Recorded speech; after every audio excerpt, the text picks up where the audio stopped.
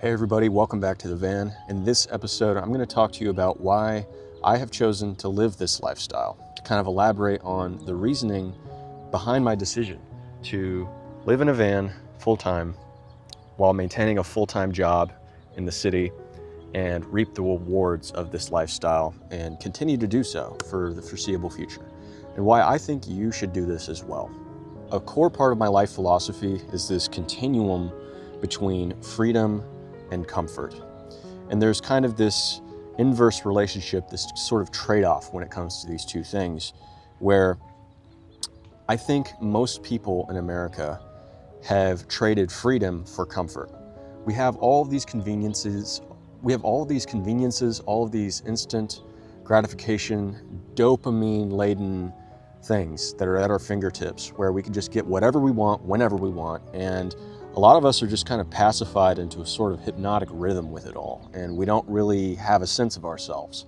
We kind of lose ourselves in this. So we're very, very comfortable. Even some of the poorest of us are very comfortable because of social media, technology, brain rot stuff, you know what I'm saying. But we're not free because we become deeper and deeper and deeper entrenched in this, to the point where the thought of giving all of that up is just not an option for most people. They wouldn't know what to do with themselves if they had to sit in a room for 30 minutes without a phone. That's torture for a lot of people. And that's not just a lot of people, it's just millions of people in this country and in the West in general. And so people are, in a very real sense, owned by these comforts. They are imprisoned by them, in my opinion.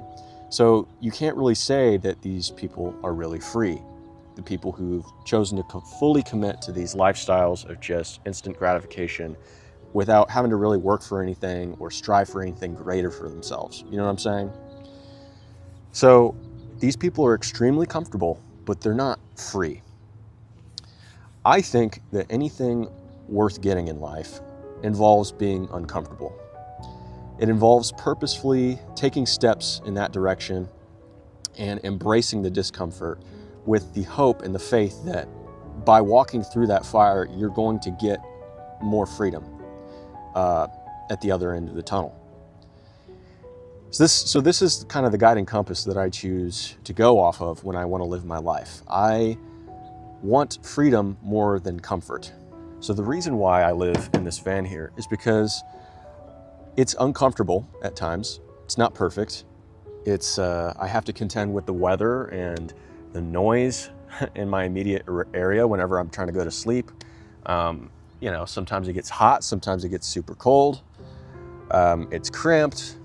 If I get sick, I gotta get creative. It's just not the most comfortable thing in the world. It's tolerable, but it's not comfortable. However, what I lose in comfort, I gain in freedom. So I have a lot more autonomy. I can move wherever I want. If crap hits the fan and I lose my job and I need to go somewhere, moving is a breeze. It doesn't take me very much time. It's not very labor intensive either. I just kind of get some of my stuff together and just drive off. This can be, moving from state to state, or this could be me just moving where I sleep at night. So I have a lot of maneuverability and autonomy that I gain from this discomfort.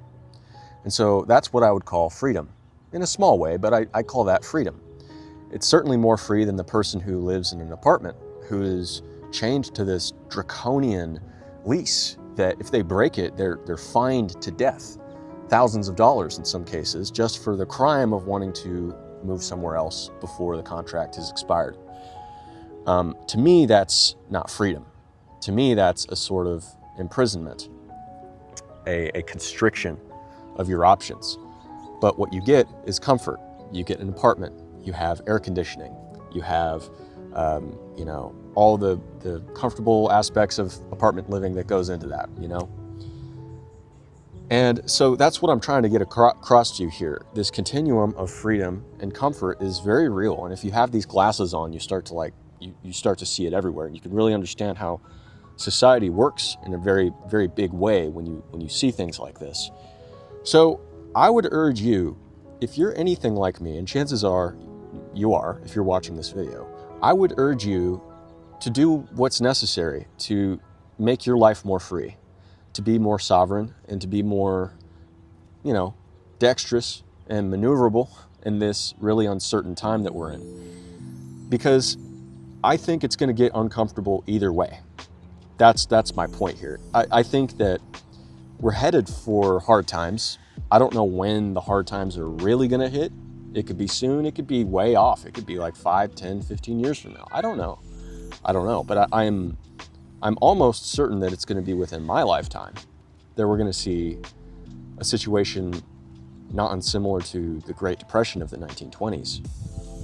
So if society as a whole is headed towards kind of a constriction anyway, and things are going to start to become uncomfortable anyway, as we can already see with the economy being what it is and whatnot, I think those who will inherit this earth will be the ones who have built a sort of strength that came from self-directed discomfort, self-directed growth, where they chose to take the steps necessary to become more free at the beginning and build that muscle before things actually get really, really, really hard. I think those people will inherit the earth. The strong men and women of the West and this country will be the ones who will be able to brave that coming storm whenever it comes. So choosing this lifestyle or anything like it that increases your freedom at the expense of temporary discomfort, I think that's one of the greatest modes of living you can have in these times. Because it's not a matter of if, it's a matter of when things are going to get uncomfortable for everyone.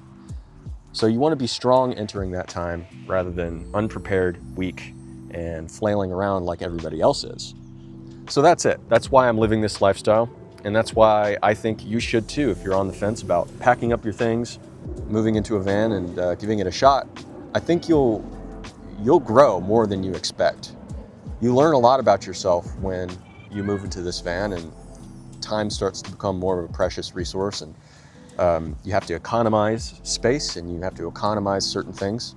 You really do grow, and that is one of the hidden benefits that I don't see a lot of people talking about when they talk about, hashtag van life, that sort of thing. The spiritual kind of callus that gets built up, that muscle towards weathering difficult, uncertain times, I think it's going to be worth its weight in gold in the coming years. So I highly, highly recommend this lifestyle to anybody who is so inclined. So yeah. Anyway, guys, thank you very much for watching this episode. My name is Reese. If anything I said resonated with you, let me know in the comments down below. I really enjoy having discussions with you guys. If you made it to this end of the video, I really appreciate it. You have a gold star attention span. I appreciate you. Until next time, guys, take care. God bless and good luck.